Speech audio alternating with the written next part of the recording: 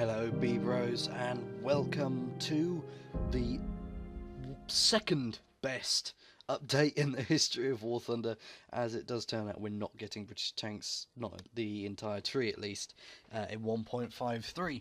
But anyway, welcome to a video I'm going to be doing, basically overviewing all the things that are going to be added so far that we know of in 1.53.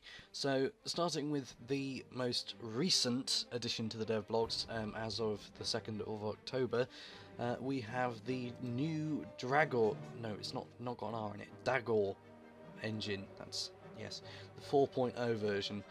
Now what we are going to be getting in the 4.0 version, quite impressively, are destructible buildings, which look absolutely awesome, as you can see on screen now. We're going to be getting big chunks of buildings just falling off when you shoot them. I'm assuming you'll be able to also ram through them, as you can see with this wall, which looks absolutely awesome. I cannot wait to do some cinematics with that.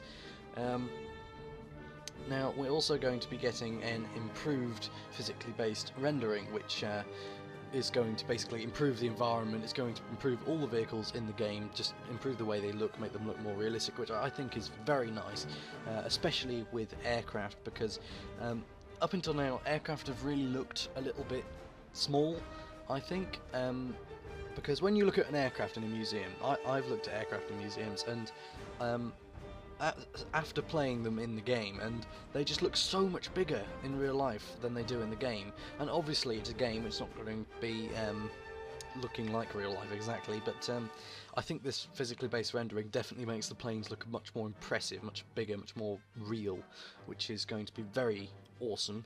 And obviously, as you can see, it does improve the environment as well, and making it a lot more, it stands out a lot more, which is going to be nice. Now, this is the big thing to be added in this most recent dev blog about the new Dagor engine. We're going to be getting a new ocean. We're going to be getting new waves. We're going to be getting actual waves now, instead of what we had before, which was just a texture movement. We're going to be actually getting 3D waves that will interact with the environment. You can see here on these rocks, they actually make the rocks wet when they lap up onto the shore, which is going to be awesome.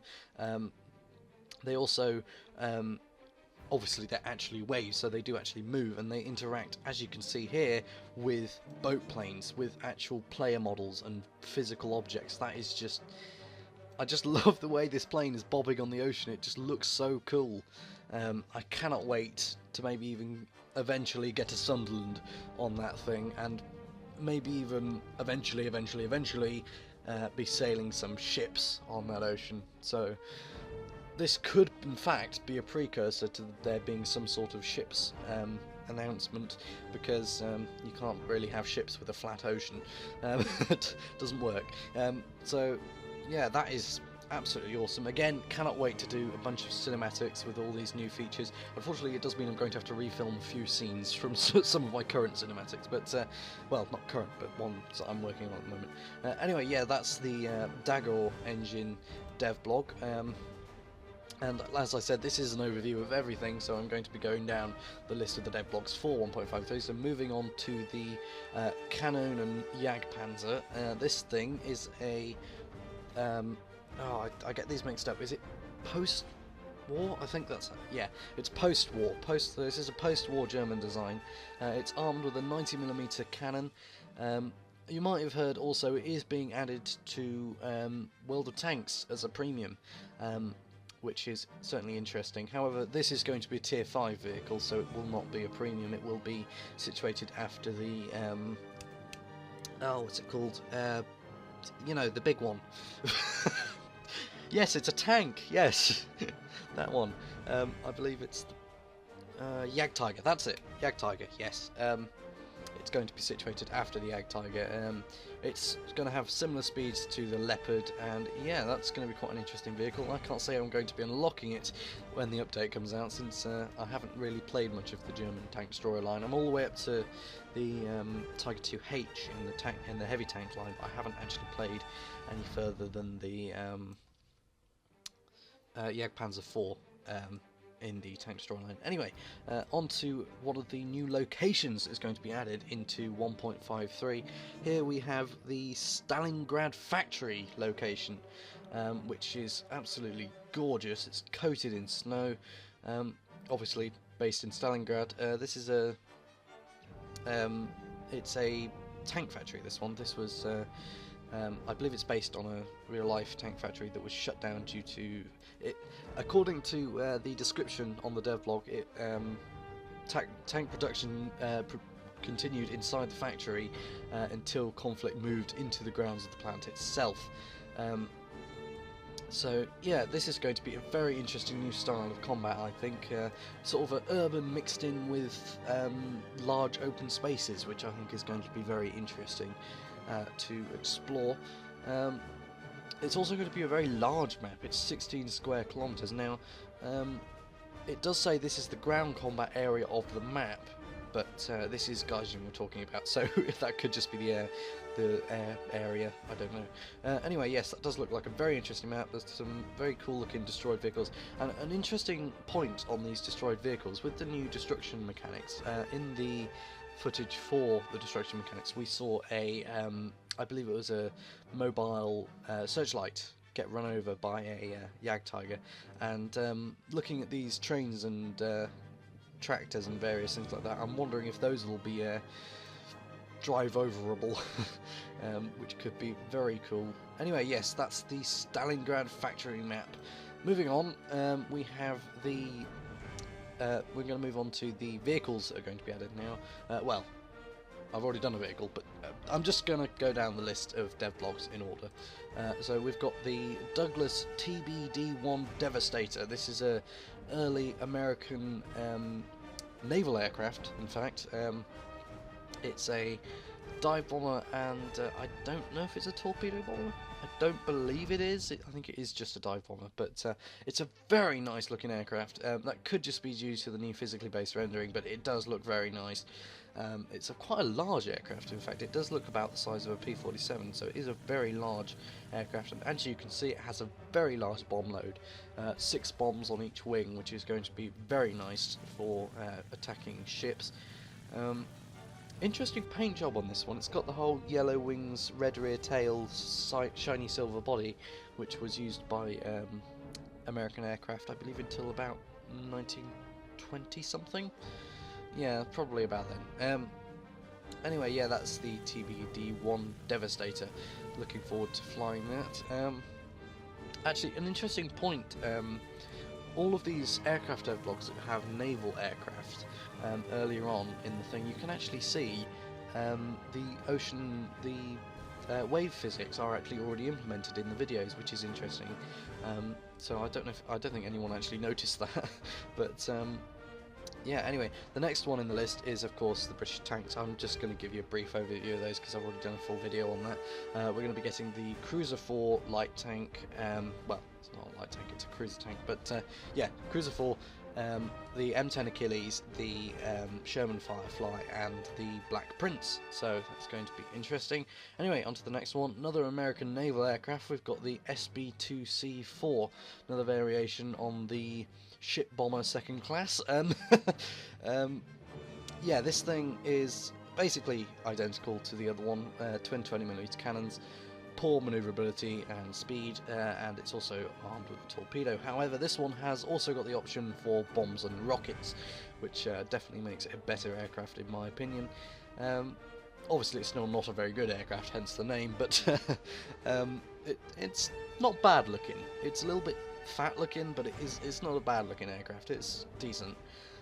Again, you can see the wave rendering in the clip for this one, which is interesting. Anyway, on to the next one in the list. We have the PT-76, a Russian amphibious light tank. Now, it does say that it's not going to be amphibious when it is first added in 1.53, but it does say it will be possible in the future, which with the new wave system is going to be very interesting. I cannot wait to try that out. It's going to be situated at Tier 4 on the tech tree, which does leave quite a gap in the Russian light tank tree, straight from the T80 to the PT76, so I don't know how they're going to fill that, but that could be interesting. And we haven't got a Tier 5 light tank for the Russians yet either. But yeah, the PT76 is a very nice looking thing, and I cannot wait to try this thing out. People have been saying that it's not very well balanced. People have been saying that it isn't very fast, so it's not going to be a very good tank, but to be perfectly honest, that might be true. It might be a terrible tank, but I'm funny when it comes to War Thunder. I don't really care if a tank... It could be the worst tank in the game, it could be the worst plane in the game. I don't care as long as it looks good and you feel cool when you're driving it. That is the only parameters I have for liking a tank. But anyway, yeah, that is the PT76. Oh, hang on, it's armed... What is it armed with? I believe it's a 75? No, well, it's a 76, of course, because PT76... Duh. Yes, PT76. Anyway, on to the next one in the list. We have a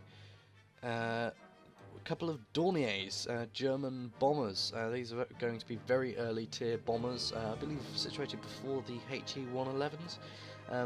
They're very nice looking, actually, these ones. That could just be due to the new physically based rendering, but it does look. They do look very nice aircraft. They've got the Do-17Z2, which has a little glass nose, which is very nice looking. This thing looks like it's got guns everywhere, just guns coming out the wazoo. It's ridiculous. Look at this thing. You've got a gun on the front. You've got two guns on the side. I'm assuming two guns on the other side as well, and a gun on the back, and a gun on the bottom. So this thing does look like it's going to be quite the porcupine. Anyway, yes, that's the Do-17Z2. On to the next one on the list, the Do-17Z7. This obviously is another variation of the Do-17, and it has a bulbous nose, this one. Instead of the glass panel nosing on the other one, it's got a big old nose full of cannons. Now, obviously, these are both bombers. Actually, no. The Do-17Z7 is a fighter modification of the aircraft. It's a night fighter. It's got 3 7.92 MGs and a 20mm, I believe that is, and it can carry a load of up to 500 kilograms. So this is going to be very interesting. They're going to be in the heavy... Actually, wait, that's interesting. I think the Do-17Z2 is a bomber, so that's probably going to be situated before the HE-111, but it says the Do-17Z7 is in fact a heavy fighter. Yeah, wait, hang on, right, there's a dev question in the comments that says, where in the German tree will these aircraft find their place? And the answer is heavy fighter line before the VF-110, so they are very low tier, but I don't think the Do-17Z2 would be in that place. I don't know. We'll find out. We'll find out in 1.53. Anyway, on to the next one. Those are just a couple of low-tier bombers. On to the next one. The M26 Pershing Premium with T99 rocket launchers. Oh, Gaijin. I do not like this one. It's not worth the money. It's 15,000 Golden Eagles, which is ridiculous. Even for such a high tier premium, it is just ridiculous. Just get yourself a Pershing.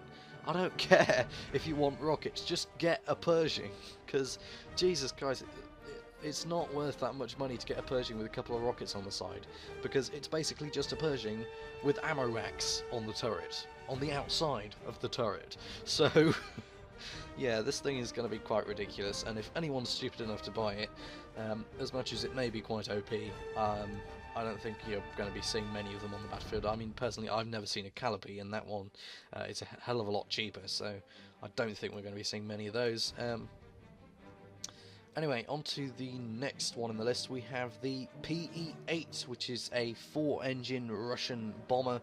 This thing is basically the Russian equivalent of a B-17 or a Lancaster. It was used quite early on in the war for bombing Berlin. It was also used for propaganda. I'm not. It doesn't say exactly what kind of propaganda, just propaganda. It's quite a nice looking aircraft actually. It's got a bulbous nose similar to the B-17. It's very Russian looking, this one. It's sort of almost old style, you know. It's quite a sort of it's almost TB3-ish, but a bit more modern. Obviously, it is going to be the first Soviet bomber in the game, which is a 4-engine bomber, other than the TB3, which you can actually no longer purchase. And yeah, so this is going to be a very interesting aircraft to see. It will be situated at rank 3, and it will be right after the year 2, which means I can get it. Yay! I don't have to spend ages researching planes that I don't want in order to unlock the new things in the update. So this is going to be very nice. I might even do some videos on it. Anyway, on to the next one in the list. We have the T92. Speaking of light tanks, this is a Tier 5 American light tank, this thing, the T92. I, for one, quite like it. It looks quite nice. I'm probably not going to be getting it anytime soon because I haven't actually unlocked the M41 Walker Bulldog yet, nor have I unlocked any Tier 4s for that matter. But yes, it is very nice looking. It's very unusual. You can see aspects of, if you look at the side of the turret there, you can see, I believe that's the commander's cupola with view hatches there. So that obviously looks like a development from the Sherman, but it's a very weird looking thing because it's got a very low profile, it's got a really low profile turret, and it's got these weird little machine gun turrets on the top. Oh, excuse me, little machine gun turrets on the top as well, and it's going to be armed with a 76 millimeter, which I don't know if that's going to be good at rank 5. I mean, obviously it will be getting better ammunition. No, that's GTA. Ammunition, and obviously it is a later modification of the 76mm, so it will be better, but oh, that's interesting. If you look at this image here, there's a weird little thing on the back of the turret with some tracks on it. That's kind of cute. It's got a little track nipple. Track nipple. Yeah. Anyway, yeah, T92. This thing looks like it's going to be a lot of fun. I cannot wait to see like mouse drivers and stuff. Just have a little T92 driver to them. Just can't get the gun depression to shoot down and shoot at the T92 because it's so damn flat. Oh, that's going to be pretty great. Anyway, on to the next thing in the devlog list. We have, of course, the Hunter F1, which is the Tier 5 British jet, the jet that you shall not speak the name of, or it will be delayed another 3 patches. Anyway, yes, we're finally getting a Hunter, we're finally getting a good top tier jet for the British. Now, here I was thinking, oh good, all I have to do is unlock a couple of Tempests, and yes, I'll get the Hunter, yay! No such luck. They've moved the Vampire and the Venom into the Hawker line to put before the Hawker Hunter, so that it's not a noob jet. But so it will be a top tier jet, which is a little bit of a shame because I was having to unlock it and show you guys it. But anyway, so yes, the Hunter. Also in this devlog we actually have the Yak 9B, which is an interesting modification of the Yak 9, which has 4 bombs in the rear of the cockpit, which is an interesting place to put bombs. But yeah, that's. To be perfectly honest, they really do need the Russians do need a fighter which has bombing capabilities, because I mean the Germans have the Bf-109s, they can carry bombs. The British have the Tempests, and some of the latest Spitfires even, and the Americans have the P30. That's a very good bomber fighter mix, and yeah, the Russians haven't really had any fighters that can carry bombs, but until now with the Yak 9B, so that's going to be quite interesting to mess around with. Anyway, yes, on to the next one in the list. After that, sorry, I'm scrolling through lists. Right. Oh, my mouse is bugging out. There we go. Right. The Panzerwaffe. Yes, right. The Panzerwaffe. The Panzerwaffe 42 Orsif SF. That was a tongue twister. I don't know why it was a tongue twister. It shouldn't have been a tongue twister, but it was. Yes, so this German half-track vehicle is going to be only armed with rockets. It's going to have 10 of them with 1 reload. I believe it's going to be around 4,000 gold, which I think is a little steep for a half-track that has only got 20 rounds of ammunition. But you know, it's a unique vehicle in the premium tree, so it's going to be expensive, because I mean, this is the thing, right? People are complaining that guys are now adding too many copy-paste premiums that are just normal tanks with a different livery, or livery, I don't know which, really. Whatever. The point is, people are complaining about that and saying, add more unique premiums and then we'll buy them. And they've thought, they've said they'll buy them if we add more unique premiums. Let's make them really expensive. That is Gaijin's line of thought on that, but I don't think I'm going to be buying one of those just because it is so expensive. I'd like one. It's obviously a very unique vehicle. The first SDKF, I believe, in the game. But yeah, extremely expensive, so not going to be in one of those. Anyway, another tank that is going to be added in 1.53 is the T25 American medium tank. It's going to be situated after the M4A3E8, so it's going to be quite an early tier 1. It's very well armoured, somewhat similar to a Pershing. In fact, I believe it is actually the prototype for the Pershing, perhaps. I'm not entirely sure. It's armed with the 90mm American gun, and it's going to be very powerful at tier 4. I think that this might get nerfed, because I think it's probably going to be a little bit too powerful, but definitely going to be fun to try that one out. Anyway, so that's the T25. Is that it? I'm just scrolling through the list on the dev blog. I'm trying to see it. Ah, the P38s. Yes, right. The P38, one of them, I'd say, third most famous British American plane of World War II.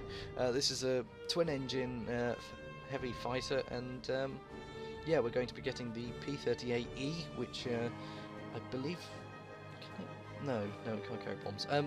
Yes, so the P38E, which is going to be, I believe, before the current one. What's the one we've got at the moment? It's the P38G, I think we've got at the moment. So yeah, so the E, and then we've got the K as well, the P38K. I don't know if either of these have bomb loads. I know, I think historically the P38 did have bomb loads, but neither of those appear to be capable of carrying bombs. Anyway, yes, new P38s. I believe that is it for 1.53 so far as devlogs go. Just checking the next page. Oh, no, it isn't. Right. Right, yes, okay. There is one more thing. The BM824 rocket artillery, which is very basically a Russian T-60 light tank with a bunch of rockets. Looks somewhat similar to the Katyusha rack, but I don't think it is. Yeah, so just a T-60 with a rocket rack, basically.